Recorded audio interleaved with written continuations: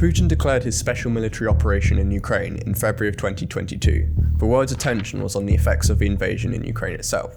The loss of land, the destruction of infrastructure, and above all, the devastating impact the war would have on people living there. What followed was widespread international condemnation, with protests all across the world. But what happens when the decision you are protesting came from the leader of your own country?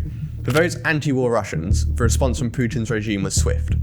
Security forces detained protesters at demonstrations, and soldiers were even labelled traitors for refusing to fight. To even call it a war or invasion in Russia can result in up to 15 years in prison, and what's been a crackdown on independent journalism. As a result, since February, there has been a mass exodus of Russians seeking to escape Russia. But with many countries viewing immigrants from Russia with suspicion, where are these Russians going? What impact are they having on their host countries? And what does the future hold for those who oppose Putin's regime?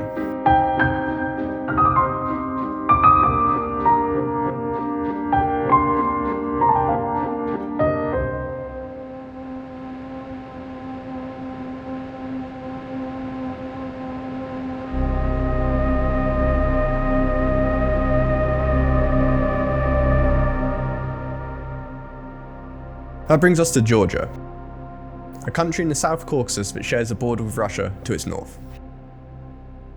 This former Soviet nation is a particularly attractive place for these Russians, as one can stay in the country for up to a year without a visa.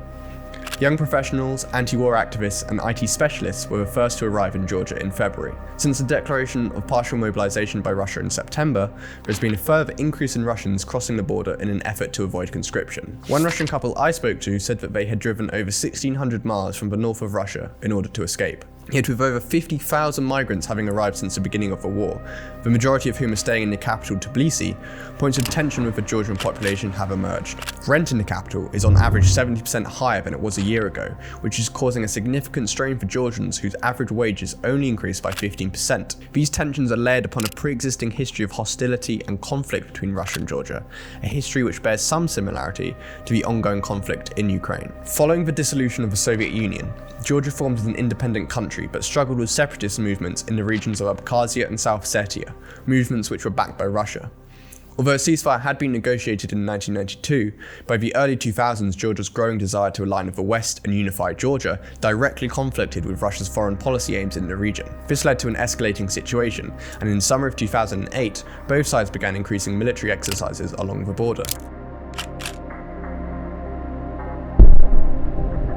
At 8 AM on the 1st of August 2008, an IED blew up a Georgian police car on a road near South Ossetia, causing Georgian troops to open fire on South Ossetian positions.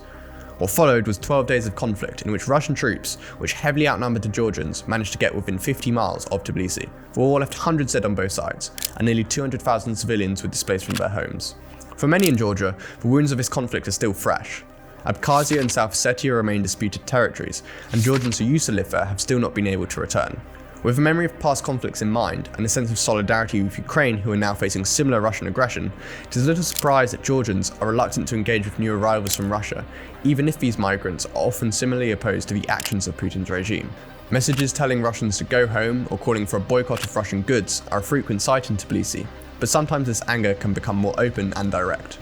I spoke with Poppy, who is studying Russian in Tbilisi and experienced firsthand one of the more aggressive reactions towards Russians. One night, here in Tbilisi, we were at this Russian-speaking bar. The bar had closed, it was like 3 AM, and we were all standing outside speaking Russian to each other because most of the people that go to that bar are Russian, from St. Petersburg.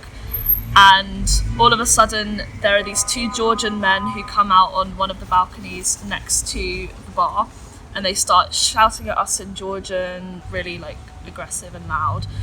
And then they poured a bucket of cold water onto me and a couple of the other people that I was with. They fired gunshots into the air around where we were, and so everyone then ran away, and we all tried to go home. Quite scary. It was a very extreme reaction to have to just some young people speaking Russian. And especially because everyone who's at that bar have all emigrated from Russia or left Russia because they disagree with the regime and they disagree with the war in Ukraine. As the war in Ukraine continues, and more Russians migrate to Georgia, it is unclear whether anti-Russian sentiment will reduce, and whether Russians will choose to remain or move elsewhere. Only time will tell whether integration or segregation will prevail.